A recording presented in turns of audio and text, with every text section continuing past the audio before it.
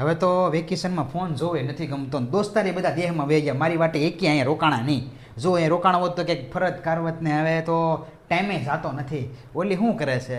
લેને ઘડીક એની યારે ગપાટા મારું હે લી તું શું કરે છો